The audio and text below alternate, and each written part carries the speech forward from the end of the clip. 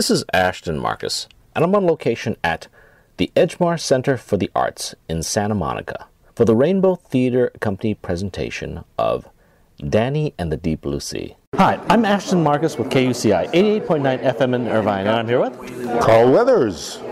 And we all know you from Rocky, we know you from Happy Gilmore, we know you from Predator and all that. And I'm a big fan of yours, just had to say that. Thank you very much. I'm so happy that you came tonight to watch this wonderful performance that the actors did, so thank you for being here. Okay, and what did you do tonight?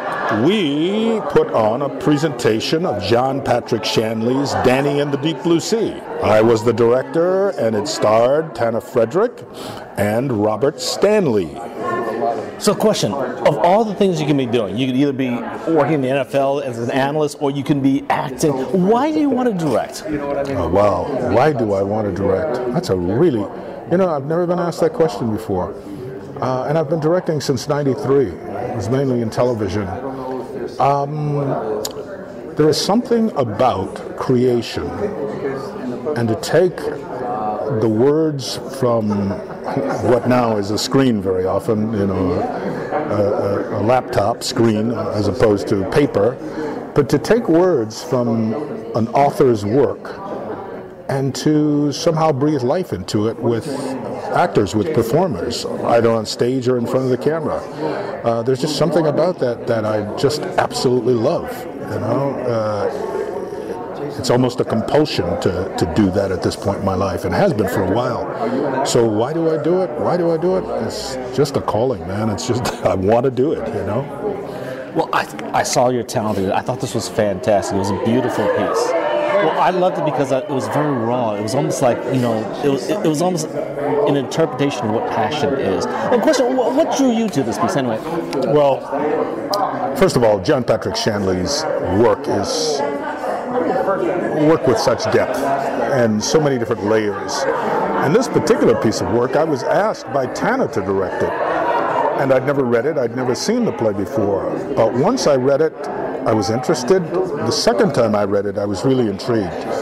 And then to start rehearsals with them and see the potential, and to have two actors who have physicality in them, who have depth in them, who are not afraid to be passionate,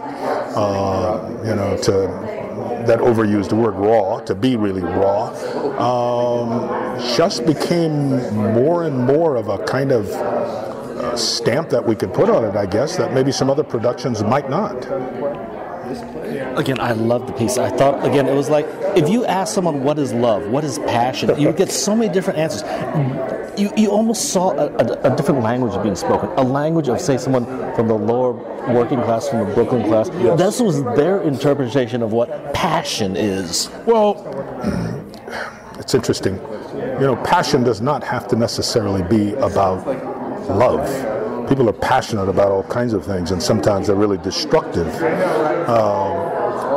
But yes, they are passionate people. I think we all have that in us until somehow it's muted, or we're told that we should somehow bridle it, or even erase it from who we are as human beings. But if you notice, children can be very passionate about things and spend so much time doing the same task over and over and over all day, every day, whether it's painting, finger painting, building things with blocks, playing with Lego, flying their toy airplanes, digging in the sand, sculpting from the sand. I think we all have that in us, and to have these two characters essentially go off the rails with their passion, to me, is what Shanley kind of hints at. Two broken people who have the, I guess, good fortune to come together in this bar on one particular night and find each other. And perhaps because they both are looking for love, they're looking to redeem themselves from whatever their crucibles are, I guess, whatever they're crawling around with on their backs, they find each other and they're redeemed through this, So it's for me, it's just wonderful to have the opportunity to explore that. Okay. One last question. What were you looking from your actors? What were you trying to get from them? Trust. Really, that's it. Trust.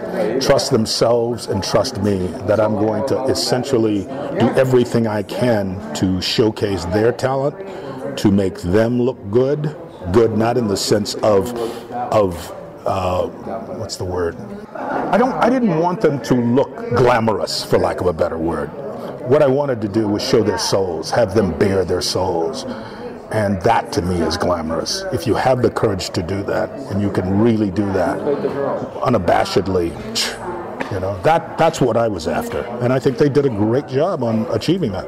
I agree. I thought it was fantastic. I love the edge that was there. It was like a roller coaster ride, bringing you to the very edge and leaving you there for a while. Exactly. I just loved it. I thought it was fantastic. Well, thank you so much. Appreciate it. Thanks for coming. Yeah, well, thank you once again for being on the show. All right, my pleasure. Hi, my name is Ashton Marcus. I'm with KUCI 88.9 FM in Irvine, and I'm here with Tana Frederick. I am right now in Danny and the Deep Blue Sea, which is at the Edgemoor Center for the Arts. And I've done several Henry Jaglom films and produced Defrost, which is a virtual reality narrative, and other films such as Garner, Iowa with Ron Vignoni. And which character did you play tonight? Roberta. Ooh, she's a tigress. she's a fighter. She's one of the sort of outcasts in society, but longing, her sense of longing and hope and need for love, and her need to hope is very palpable. I love the piece. I loved your part in the piece too. It was very raw. It was very passionate. It's kind of like, describe to me passion. What is it?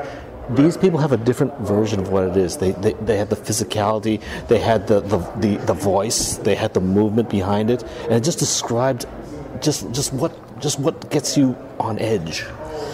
These people were living, I think this is one of those where you can look at like the local flavor of the piece and the time at which it was written. John Patrick Shanley wrote this in late 70s, early 80s. This was John Turturro's breakout role. But the Bronx during that time was such a devastating place, and there was a lot of history that I looked at with the piece. When I looked at the photographs, you look at a lot of the desolation, and there was just rubble. The buildings were I mean, it was just a day-to-day struggle. There was so much violence, and so the fact that these two people fell in love in a bar, in this sludgy bar at the edge of nowhere, and just were able to let go of everything and still find hope, and like a bird singing, you know, it says so much. And I think it's a timely piece because it's, you know, there's still like hopelessness and desolation with perhaps political arenas, you know, in this day and age, and people are still really reacting so well to this piece and reacting to the hope, and that's such a great feeling to know that we're doing something that people want, that light, people want that candle, metaphorically, still to be lit. What interesting thing about theater, it's like, you know, you look at TV, you look at movies, you kind of know what romance is. You know what it's going to be like. It's going to be boy meets girl, boy loses girl. They live happily ever after, you know, and it's going to be, at times it'll be well done. A lot of music and all that. In theater, it's more edgy. This was very interesting. This is not what you'd see on TV. It was more darker, it was more intense, but it also was not sexual. It was not fairy tale. It was very realistic. It's very, very well done. Thank you so very much. Yeah, working with Carl Weathers was absolutely incredible, and I think he really demanded that it be very real, that it not be too sort of melancholy, that it not be too overdramatic, that it be right on point with being a very true story about two very real people, and he kept charting those waters for us and making sure that we were on point, and every time that we were a little tiny bit off, corrected us. This is his first theatrical debut, and he was amazing to work with in that sense, because he just got it ingrained into our muscles of, this is what we're going to do, and this is how you are going to do these characters, and I will keep running this until you guys have this into your muscle memory, like a sporting event. Definitely love the piece. I love your part in it. Thank you very much for being on the show. Thank you so much for coming and seeing and sharing in the love in the theater tonight. Hi, my name is Ashton Marcus. I'm with KUCI 88.9 FM in Irvine, and I'm here with... You're here with Robert Stanley. This is probably my 5th collaboration with Tana Frederick, my co-star, and Rainbow Films, Rainbow Theater. We've done The Rainmaker, we've done Jack and Jill. This one is one of the most realistic pieces. The great John Patrick Shanley, who won the Pulitzer Prize for Doubt. He wrote the screenplay Moonstruck. He's Joe versus the Volcano. He wrote and directed. Tom Hanks. He's just wonderful, and you get that combination mixed with Mr. Carl Weathers, which I was listening to some of what Tana was saying. This man is like, everybody wants him for daddy. This man, we called him Coach. He's like an Olympic trainer. He would sometimes make us do the entire play 2 times in a row, back to back, because, like his athletic self, he is himself. He says, I'm going to build the muscle inside of you two, as painful as this is right now. You're going to build this muscle to where when you do a show at night, you'll be tired, but you could just turn around and do it right again for another audience. It was incredible because it gave us a lot of stamina. And which character did you play that? I was Danny, and Danny in the Deep Blue Sea. He was he's a loner. He's a loser, I guess, if you're going to use that word in today's vernacular. He was abused as a child, and so he has deep intimacy issues. And so other than having tender feelings, he communicates by swinging his fists. It's one of those, he's one of those thrill fighters, a street fighter. You go out and you're feeling so much self-loathing and self-hatred that you don't care if you break someone's teeth and break their face, or if they break yours. You're almost relieved if you get hurt, because it takes away the mental pain of your self-hatred. He's one of those guys. So, but he's desperately craving love, and he just strikes out with women. He doesn't know how to relate to them. So he meets this, this single mother who's truly suicidal. I mean, she wants to die. She's just given up on life, and she has a kid. She's lost out on that. She's screwed up with that. And so she goads this guy in this seedy bar to basically attack her, because she sees that he's violent, and he almost kills her. He almost strangles her, and she's screaming, yeah, harder. It freaks him out. He doesn't think she's really serious. He meets someone crazier than himself for once, and he's like, damn. And somehow you sit there and you get to this thing. When I read this is why I wanted to do it. You sit there at the end of this piece and you go, if those two people can make it in love, I know I can. It's ultimately very hopeful. It's very romantic, even though it's two outcasts of society. They're both just so self-defeating and so worn down by life that they've just both given up. But they see the similar quirks in each other and they go, damn, she can understand that kind of loneliness that I feel, and vice versa, to where we latch onto each other, and against all odds, it works. When I saw your character, I was thinking Marlon Brando's Streetcar Named Desire. What are your thoughts on that? What a compliment. Listen, I'll tell you, as an actor, I don't have a lot of heroes, but I will say this. When I was probably in my 20s, I would take every Marlon Brando movie, his best, and I would literally watch them about 8 times, because he's magic, and the magic would be there each. So what I did was I'd do each scene and stop it after the scene, rewind it, watch it again, rewatch this, and then I'd sit down on a legal pad and write the dialogue as I remember it, and then I would look at the dialogue and I'd go, holy crap, how did he come up with that line reading? I've got to get myself trained to where I start thinking like Marlon Brando does. And because I did that for like about 5 years, I'm not saying I'm on his level, I'm not stupid, but I will say this, it enhanced my acting to where when I'm on, I'm on. And it's mainly because of Marlon Brando. So when you say Streetcar, this guy's a bruiser like that. Some people say, you look like Bruce Springsteen up there, or they say, you remind me of Brando in Streetcar. I love it. Bring it on. I'll be the boss. I'll be Brando. I'm just kidding. Yeah. Also, again, one of the reasons I love this is when you look at theater, you look at romance. It's not, you see romantic comedy, obviously, but you also see intensity like this. You don't see this on TV. It's raw. It's emotion. It's almost like a foreign language of what passion is. What's passion? And then you get the movements, you get the facial expression, you get the raising of voices. I mean, this is about passion. What are your thoughts on that? Something very specific. On the outset, Carl Weathers, basically, you know who he is. He's done film galore. He's Mr. Film and Television. But this is the first thing he's ever directed on stage.